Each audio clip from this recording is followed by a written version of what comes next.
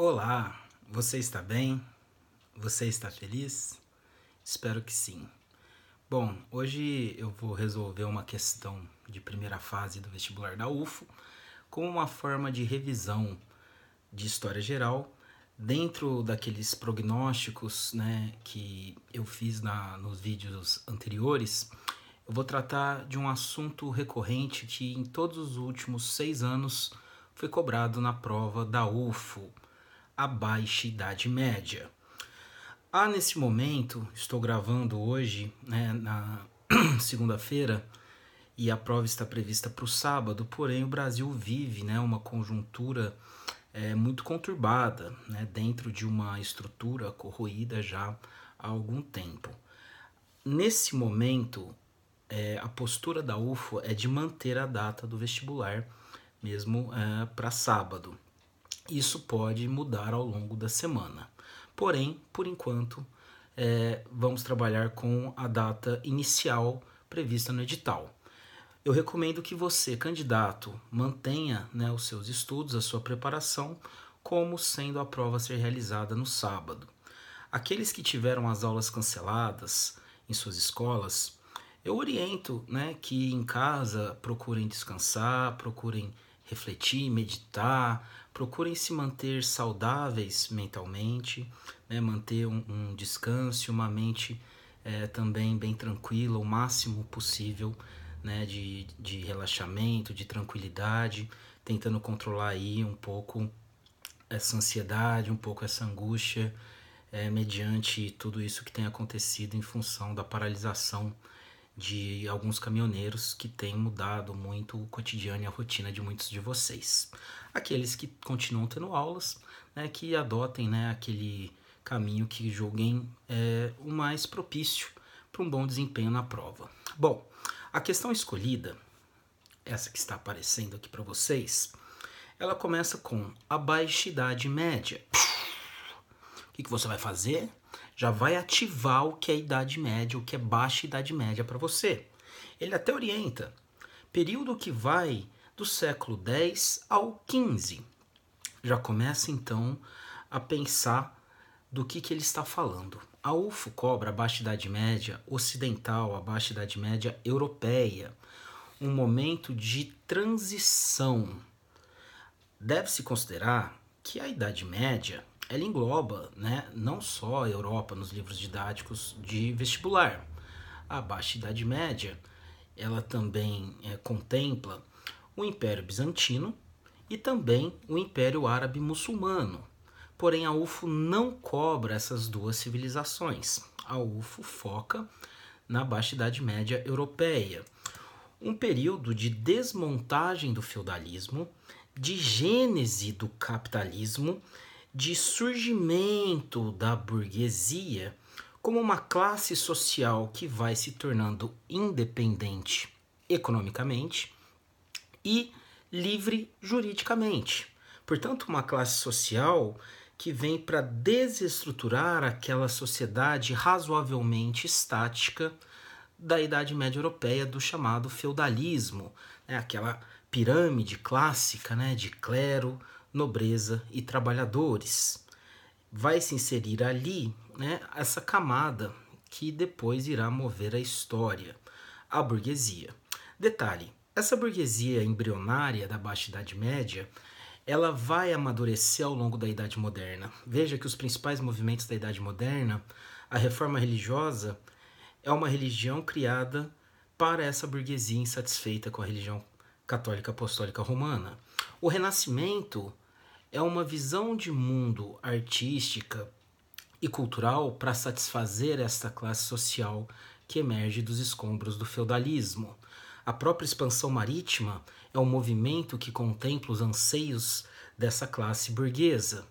As revoluções inglesas também, e quando a burguesia europeia já está razoavelmente madura e não precisa tanto mais do rei, da monarquia, eles vão cortar a cabeça desse indivíduo na emblemática guilhotina da Revolução Francesa. Portanto, a Baixa Idade Média é a gestação da burguesia e do capitalismo que ela proporciona. Bom, A questão trata, né, a Baixa Idade Média como do século X ao século XV. Que Europa era essa? Desde meados do século IX, chegando ao século X, Europa vivia um período de relativa paz, em função da diminuição das invasões estrangeiras, bárbaros, muitas vezes colocados, sarracenos no sul, magiares provenientes do leste e os muito famosos atualmente vikings, vindos do norte. Depois ali do século IX, essas invasões elas cessam, a Europa passa a viver um período de relativa estabilidade e relativa paz, e mesmo a igreja promove, né, alguns períodos de trégua, a chamada trégua de Deus, a chamada paz de Deus, que eram formas de a igreja controlar a violência entre a própria nobreza feudal, né, estabelecendo então aí períodos de paz. Há nesse momento um incremento de técnicas agrícolas entre o século 9, 10 e 11, né, melhora-se muito a produtividade, aumenta a produção na Europa medieval.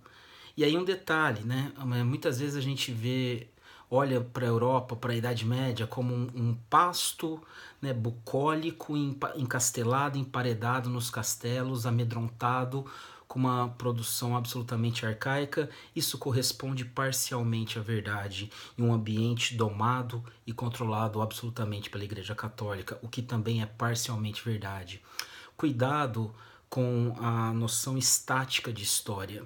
Por exemplo, a FUVEST trouxe uma questão falando sobre escravos em Veneza. Ah, mas havia escravos na Idade Média? Havia pouquíssimos. Mas se houvesse um, já cai por terra aquela noção de que não existia. Todos os trabalhadores eram servos, presos à terra. De fato, era o regime de trabalho predominante que caracteriza o modo de produção feudal. Mas existia também trabalhadores livres. Os próprios artesãos que atuam na esfera da produção e mesmo os comerciantes, a burguesia que emerge, que trabalha na esfera da circulação da riqueza. Então a Europa ali por volta do ano 1000, 1100 vivia um relativo aumento populacional, vivia uma relativa prosperidade em função de técnicas melhores, muitas delas aprendidas com árabes muçulmanos, né, que faziam ali a ocupação do sul da Península Ibérica, mantinham uma relação controversa, muitas vezes de guerra, outras vezes de intercâmbio, né, inclusive desembarcando mercadorias e saberes na Europa medieval. Só que essa relativa prosperidade e aumento populacional verificado no século 9 e 10 está em descompasso com a melhoria das técnicas e do aumento da produção. Aquilo que o Malthus viria a desenvolver posteriormente, o crescimento da população em PA, em PG e da produção em PA, verifica-se relativamente nesse momento. Então começa a faltar alimento dentro dos feudos, movendo aí uma certa expulsão de servos pela escassez de alimentos, movendo aí mesmo uma fuga de servos em busca de outras áreas em que se poderia sobreviver, gerando, né, uma camada marginalizada na sociedade, aqueles que não estavam no centro, que eram deslocados para a margem, inclusive para a margem das estradas, onde temos o emblemático Robin Hood, por exemplo. Marginais, mendigos, pedintes que perambulavam pela Europa em busca de algumas sobrevivências, salteadores, andarilhos de todos os tipos. A própria floresta ela tem um simbolismo muito interessante na Idade Média. A floresta como um lugar das sombras, das trevas, da heresia. É onde mora a bruxa, é onde moram os salteadores. A floresta é vista, né, como um espaço da escuridão e das trevas. Detalhe, aquele conceito de Idade Média, Idade das Trevas, hoje já é um conceito ultrapassado, muito em função da pesquisa historiográfica. O Brasil mesmo, né, tem grandes nomes como Hilário Franco Júnior. A França, né, um reduto muito forte desse estudo da Idade Média. É muito comum ser cobrado Jacques Le Goff, Georges Duby, por exemplo, nas provas, desconstruindo esse conceito de Idade Média e Idade das Trevas. As próprias universidades medievais, que traziam sobretudo direito e teologia, mas também medicina, isso é pouco ensinado, universidades pioneiras em plena Idade Média, como Bolonha, Oxford, Salamanca, Paris, Cambridge, Pádua, Nápoles, Siena, Coimbra, Al-Zahar, no Egito, né, diversos centros de estudo, pesquisa que se desenvolvem na Idade Média, não sendo necessariamente uma Idade das Trevas. O próprio Dante Alighieri escreve a Divina Comédia em meio a esses tempos medievais. Essa Idade Média que tem a floresta, que é sombria, e veja como os contos dos irmãos Grimm, da Schwarzwälder, da Floresta Negra, representam um pouco esse mundo medieval da Baixa Idade Média, que começa a ser assolado pela fome, pela falta e escassez. Veja João e Maria, que é expulso, né, de casa pelos pais porque faltava alimentos. A bruxa que queria devorar crianças, né, é muito símbolo disso. A própria Chapeuzinho Vermelho, que sucumbe ali a uma tentação, a questão da fome também na floresta, que é o habitat do lobo mau. A própria Branca de Neve, os Três Porquinhos falam muito sobre essa questão da fome, da escassez e da falta. Só um detalhe nessa questão dos contos de fadas, né? A Cinderela, ela é uma representação da estática social, né? A impossibilidade de relacionamento entre classes distintas. Bom, é nesse panorama, né, da Baixa Idade Média que nós iremos verificar um movimento muito interessante, que é o movimento das Cruzadas. Em 1095, o que vai acontecer? O Papa Urbano II vai atender a um chamado de ajuda vindo lá do Império Bizantino. O que acontece? A Terra Santa, Jerusalém, ela é tomada pelos turcos seljúcidas em 1078. Detalhe, antes dos turcos seljúcidas, a região do Oriente Médio, atual Palestina, Estado de Israel, ela era ocupada pelos árabes muçulmanos e não havia problema nas peregrinações e nas visitações à Terra Santa por católicos. Quando os turcos seljúcidas invadem a região, há uma proibição, né, uma interrupção e uma ameaça ao Império Católico Ortodoxo Grego de Constantinopla, né, de Bizâncio, por esses turcos, que pedem então ajuda para a Igreja Católica Apostólica Romana de Roma.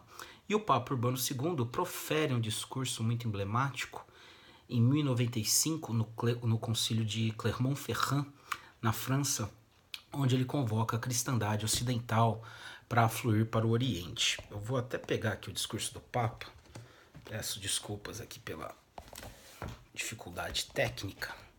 Vamos ver se dá para manter. Aqui, vou ler um trechinho rápido para vocês. Dos confins de Jerusalém e da cidade de Constantinopla foi disseminada uma história horrível que tem chegado aos nossos ouvidos. Uma raça do reino dos persas, maldita, dissociada de Deus, invadiu aquelas terras daqueles cristãos. Eles destroem os altares após os macularem com sua imundície. O reino dos gregos agora está desmembrado por eles, o Império Bizantino. Afinal, esta terra na qual vocês vivem, a Europa, cercada de todos os lados por mares e por picos de montanhas, é estreita demais para sua grande população. Veja aí que havia um excedente populacional na Europa, verificado pelo Papa.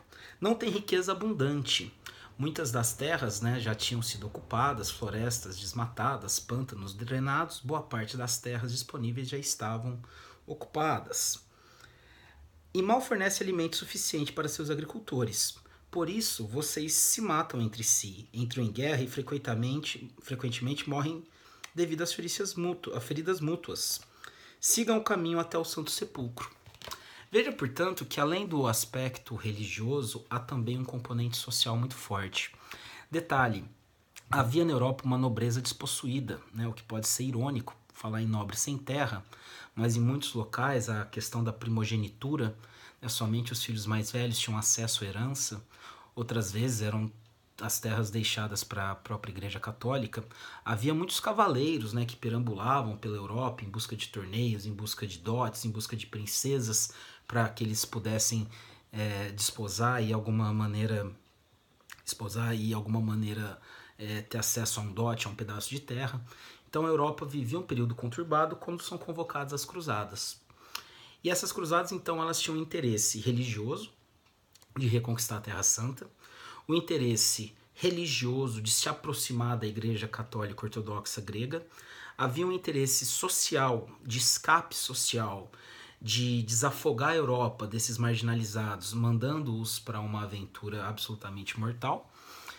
Havia um interesse por terras de uma nobreza despossuída que iria para a Terra Santa, para o Oriente Médio, em busca, né, de algum território que eles pudessem conquistar.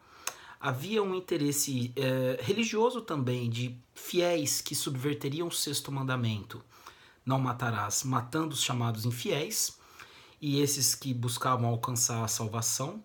Mesmo aqueles bandoleiros que tinham se submetido à criminalidade se engajavam também nesse fervor religioso, buscando a salvação em nome, né, do Papa, guerreando em nome dele. E havia também o componente comercial daqueles comerciantes que começavam a circular pela Europa pensando em ter acesso a mercados e mercadorias do Oriente, que vinha muito distante, né? Uma cortina tinha se fechado ali, que posteriormente podemos remeter até mesmo a cortina de ferro do Churchill. Uma cortina barrava, né, o fluxo de europeus em direção ao Oriente. Então havia também, né, essa carga econômica de comerciantes muito forte. Ao todo foram 8 cruzadas. A primeira foi a única que obteve relativo sucesso, conquistando de maneira efêmera, muito fugaz, a Terra Santa, fundando ali, né, os impérios latinos, os reinos cristãos, Trípoli, Edessa, Beirute, Antioquia, própria Jerusalém. A Quarta Cruzada vai fundar, né, o Estado Latino do Oriente. A Segunda Cruzada ela foi um fracasso, foi uma tentativa de ajudar a manutenção dos reinos cristãos no Oriente Médio, não deu muito certo. A Terceira Cruzada é famosa por ser a Cruzada dos Reis, né, a participação do Frederico Barba-Ruiva, do Filipe Augusto e do Ricardo Coração de Leão, né, do Sacro Império Romano Germânico, da França e da Inglaterra. Detalhe, a ida do Ricardo Coração de Leão ela tem uma influência muito grande na história interna da Inglaterra, né, que ali próximo àquele período ali temos a Magna Carta sendo editada. E na Primeira Cruzada um componente interessante, algumas ordens de cavalaria são fundadas, a Ordem dos Cavaleiros Hospitalários, Templários, né, que tem gera um fascínio muito grande, muito em função da maçonaria, a Ordem dos Cavaleiros Teutônicos. Mas todas as cruzadas elas tiveram um sucesso ou um efeito muito fugaz. A Quarta Cruzada de fato foi muito importante, uma cruzada financiada pelo Doge de Veneza, o Dândalo. Ela foi uma cruzada comercial, saqueia o porto de Zara, na Península Balcânica, e depois invade, saqueia e toma Constantinopla, né, a grande cidade desse mundo medieval que fazia, né, um entreposto comercial muito frenético, muito intenso entre Oriente e Ocidente. Essa Quarta Cruzada, chamada de Cruzada Comercial, ela vai reabrir de fato o mar Mediterrâneo. Né, os navios que afluem para o Oriente, né, sob a cruz, né, sobre as cruzadas, eles vão conseguir retomar essas águas do Mediterrâneo que estava até então dominada pelos piratas sarracenos, piratas, né, muçulmanos, piratas navegadores, né, coloquemos assim. Então, a partir da Quarta Cruzada, um fluxo maior, constante de mercadorias e pessoas passa aí para o Oriente, não somente por terra, também por mar, retomando aí rotas terrestres e também marítimas em direção ao Oriente, que é uma das consequências das cruzadas. Temos depois a Quinta, Sexta, Sétima e Oitava Cruzadas, né, absolutamente sem efeito prático. Algumas cruzadas também folclóricas até, e dramáticas e trágicas, como a Cruzada das Crianças, a Cruzada dos Pobres ou Mendigos, a Dragnahosten, a Cruzada Albigense também. Não vou me deter muito nessa questão de especificar cada uma delas. Como consequência importante, cria-se um espírito cruzadista na Europa, uma forma de se imaginar como portador da verdadeira fé, da verdadeira civilização e que tem o direito de se impor sobre outros povos. Isso vai influenciar muito as grandes navegações ibéricas, Portugal e Espanha, que se formam como reinos fanáticos cristãos. O próprio Cristóvão Colombo, né, tinha esse ímpeto religioso muito forte. A nobreza vai sair muito enfraquecida, pois não vai conseguir todas as terras que desejava e vai acabar ainda empenhando riquezas, limpando os cofres para afluir ao Oriente e não resgatando muito isso. Essa nobreza que tinha, né, aquele ideal de cavalaria, aquele ideal de salvacionismo, de honra, de bravura, essa nobreza que inclusive ia nas cruzadas para cumprir o seu ideal de cavalaria, né, aquele seu imaginário de herói salvador, né, ela acaba voltando muito enfraquecida das cruzadas. As cruzadas que vão aí de 1095 até 1270, coloca aí aproximadamente 2 séculos desse movimento intenso de contato, ainda que brutal, entre o Ocidente e o Oriente, né, entre a Europa e o Oriente Médio. E essas cruzadas, esses cavaleiros voltam, né, não só os cavaleiros, todos os participantes, com mercadorias, com conhecimentos, né, voltam para a Europa trazendo uma nova oportunidade de consumo.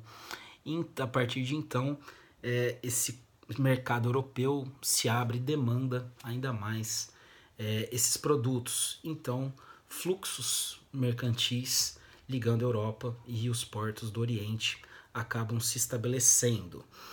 Nisso, a Europa volta a ser efervescente, a fervilhar, as estradas voltam a ser movimentadas, carroças, carruagens, caravanas, comerciantes voltam a movimentar, uma Europa cada vez mais frenética, moedas tilintando, e também as cidades, nesse chamado renascimento urbano comercial, que não é correto. As cidades nunca morreram, como o comércio nunca desapareceu. Eles perderam a importância e o protagonismo, mas desaparecer nunca. E agora eles voltam a ter importância. É uma dinamização, um recrudescimento, uma retomada do comércio e das cidades e das moedas. Portanto, uma economia monetarizada, o bem móvel volta a ser valorizado tanto quanto o bem imóvel, a moeda e a terra. A terra é a nobreza em decadência, a moeda é a burguesia em ascensão. E é nesse chamado renascimento urbano-comercial que nós verificamos, então, o embrião da burguesia, que começa a cortar as estradas, as rotas fluviais, estabelecendo feiras como de Flandres, Champagne, Lyon, Nanterre, feiras por toda a Europa. Nessas feiras que nós temos a diversão com os saltimbancos, muito bem mostrado naquele filme do Ingmar Bergman, O Sétimo Selo, trupes circenses, trovadores de todos os tipos, botânicos, digamos assim, madeiras, couros, alimentos passam a circular por toda a Europa, especiarias, essências, perfumes, incensos, poções, pomadas, todo tipo de mercadoria circulando em várias partes da Europa, do Mar do Norte, passando pelo centro, vindas do Mediterrâneo. Esse renascimento urbano-comercial das feiras traz a figura do cambista. Devido à grande diversidade de moedas que circulavam, havia sempre a figura daquele que trocava, o cambista, e esse mesmo, muitas vezes, emprestava moedas, originando aí a usura, pois ele emprestava cobrando juros. Essa usura que vai ser condenada pela Igreja Católica, mas perceba aí também o embrião da atividade bancária, muitas das quais já existiam, né, com algumas ordens de cavalaria e também alguns bancos da Itália, e passam a ocorrer com mais frequência acompanhando as rotas das feiras, que muitas vezes acabam por se estabelecer e não mais se deslocar, e onde elas se estabelecem começam a emergir, né, novos centros urbanos, burgos, né, um termo germânico, na próxima muralha dos castelos, próximo a mosteiros, na encruzilhada de estradas, começam a surgir ou se retomar, né, uma atividade urbana. Cidades que tinham que pagar muitas vezes impostos para os senhores feudais, onde elas estavam estabelecidas, cidades que não tinham uma estrutura, um planejamento muito organizado, cidades que eram verdadeiros labirintos, escuras, fétidas, sujas, pocilgas de doenças, muitas vezes muradas, e essas muralhas cada vez tinham que se alargar mais e serem reconstruídas devido ao crescimento dessas cidades, porque no ditado da época, Stad Luft macht frei, o ar da cidade liberta. Liberta o quê? Liberta o homem de suas obrigações feudais. Liberta o homem para morrer de fome, liberta o homem para enriquecer. Liberta o homem daquela sociedade estática, permitindo ascensão e mobilidade. Talvez seja aí também o embrião da meritocracia. Cabe a você, homem livre, ser livre para prosperar ou também para falhar miseravelmente.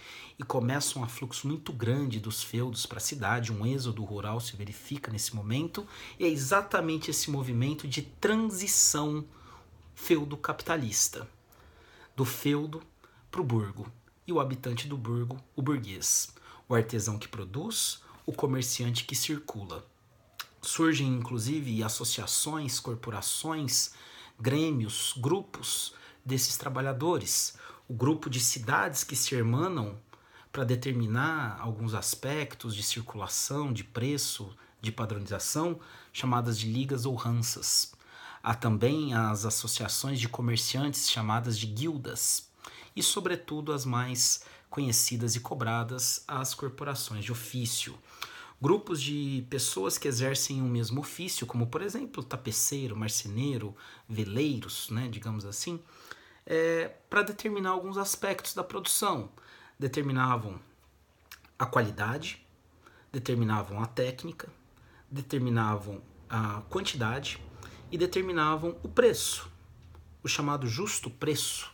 Eram todas religiosas, atreladas a algum santo, que até hoje é comum, por exemplo, São Sebastião, né, o protetor dos caminhoneiros, São Judas Tadeu, o guardião dos estudantes.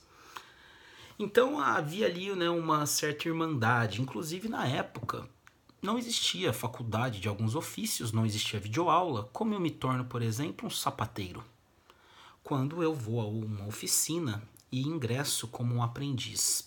E essas oficinas, as várias que existiam na mesma cidade, elas guardavam os segredos da produção, como por exemplo em Burano, né, quando se tinha lá o segredo da produção de espelhos, que era muito bem guardado. E até hoje existe muito isso de cidades especializadas em alguma atividade. Aqui em Ribeirão Preto mesmo é a terra do chopp, e há muitos mitos em torno do porquê sermos a terra do chopp, né?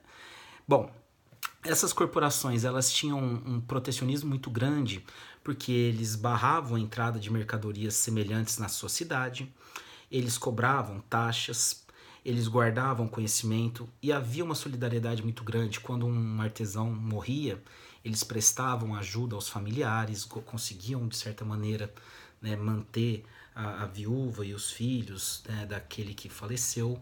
Havia entre eles um intervencionismo, porque eles se metiam, né, no preço. Formação de cartel pode-se considerar. E o monopólio, sem dúvida, né, da produção.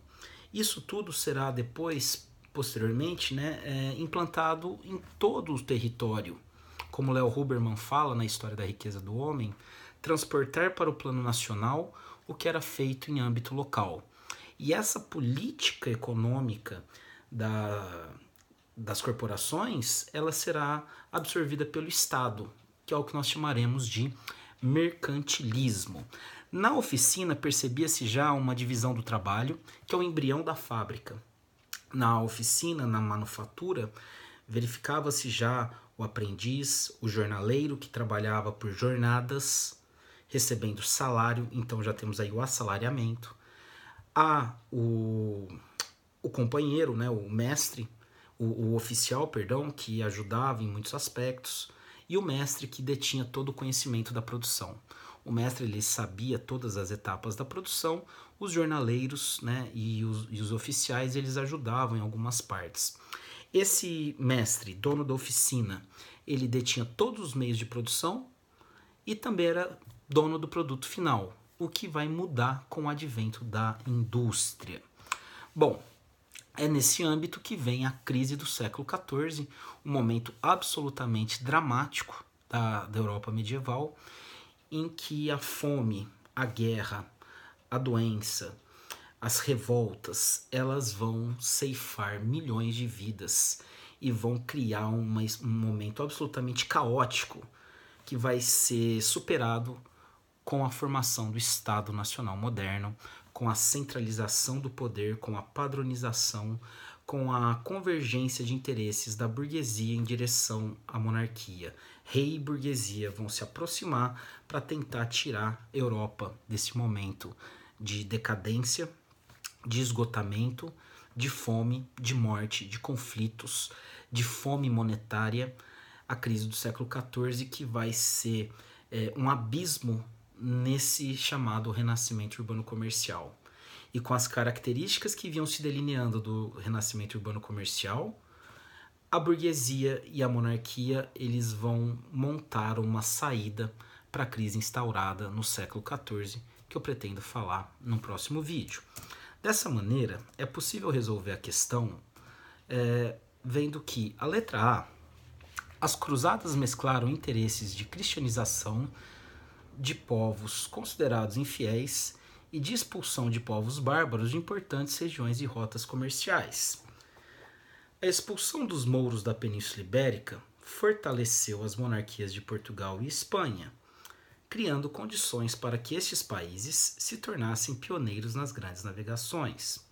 Ok, tudo ali procede. Lembrando que a questão pede para que se marque a alternativa incorreta. Nas cidades, a nascente burguesia aliou-se à igreja contra o poderio da nobreza feudal. Não houve uma convergência da burguesia com a igreja. Por muito tempo, a burguesia se submeteu à igreja, até o momento em que se sentiu forte o suficiente para abalá-la na reforma religiosa. A burguesia, muitas vezes, ela convergiu e se aliou à monarquia.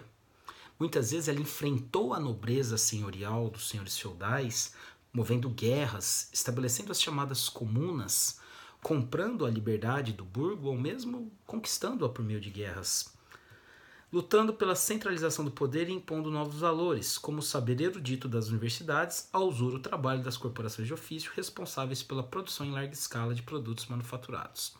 Também não havia essa produção em larga escala. C. A Baixa Idade Média foram construídas grandes catedrais em estilo gótico, sem dúvida. As catedrais góticas, elas eram inclusive um símbolo da riqueza, da prosperidade da burguesia. Torres cada vez mais altas subiam, no horizonte europeu, cada vez mais urbano e burguês. Os vitrais coloridos expressavam também a forma e o poder das cidades. Por outro lado, proliferavam obras que rompiam com dogmas católicos e apresentavam visões profanas e laicas sobre o homem. Também o Renascimento começa a engatinhar no final da Idade Média, ganhando muito destaque já na Idade Moderna. Perceba que essas alternativas elas mostram como a história de fato não é estática. Na crise do feudalismo, o tempo passou do domínio do sagrado para o laico, a invenção do relógio. O relógio nas torres das catedrais, o relógio nas torres centrais das cidades, instituía um novo tempo ao homem. Não mais o tempo dos sinos, não mais o tempo biológico, não mais o tempo das estações. O homem passava a conviver com uma nova noção de mundo, o mundo do trabalho. O trabalho, então, valorizado de uma outra maneira. Lembrando que, historicamente, o trabalho foi atividades reservadas a escravos indignos, a servos como um castigo de Deus. E de repente veio um burguês e diz: Deus ajuda quem cedo madruga, o trabalho dignifica o homem, o trabalho, a atividade laboral passa a ter um novo significado na sociedade, e isso foi construído até os dias de hoje. Durante muito tempo ainda era bonito não trabalhar, não se sujar, ser nobre, era aquele que não suava e não precisava executar algumas atividades. Mas a Baixa Idade Média traz essa nova noção de trabalho, de tempo também, e de espaço. Na crise do feudalismo, o tempo passou do domínio sagrado para o laico. O templo cíclico da igreja, em que predominavam as mudanças naturais e climáticas, deu lugar ao tempo regido pelas necessidades de acumulação de capital pela nascente burguesia, promovendo a disciplina e a rotina semanal de trabalho nas manufaturas. Também está correto. Alguns pontos a se considerar.